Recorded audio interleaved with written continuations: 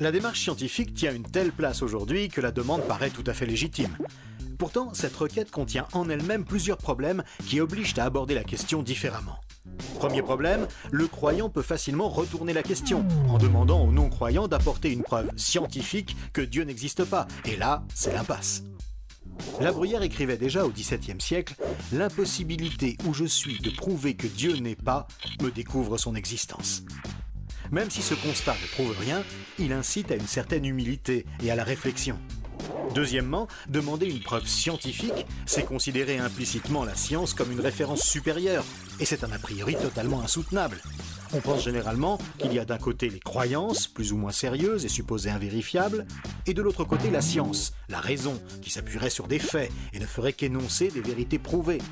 Or, rien n'est plus faux. Beaucoup de vérités scientifiques du siècle dernier sont considérées aujourd'hui comme des hérésies. Et on pourra certainement dire la même chose dans 100 ans de ce qui est admis aujourd'hui par la communauté scientifique. C'est donc un fait établi que la démarche scientifique n'apporte aucune certitude définitive.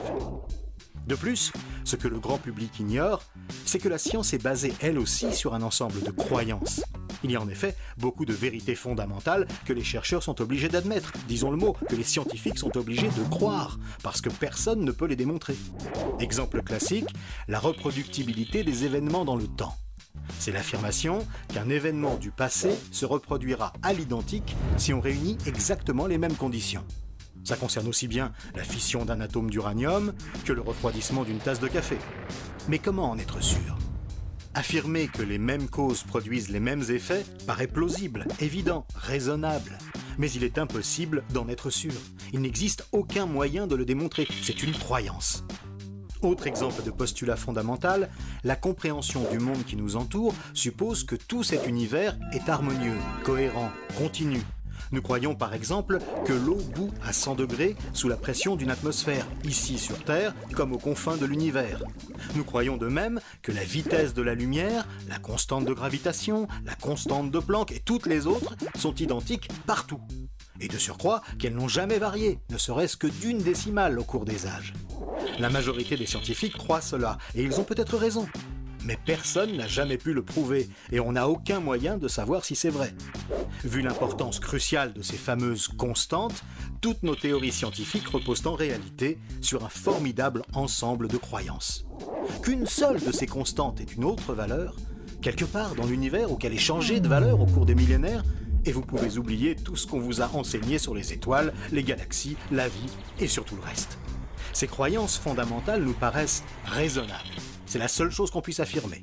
Et on a d'ailleurs le même genre de problème avec les mathématiques. Un énoncé mathématique peut tout à fait être vrai, tout en restant définitivement indémontrable. Alors, faut-il se débarrasser de la science et des scientifiques ? Évidemment non. Mais il faut être conscient des limites de l'approche scientifique.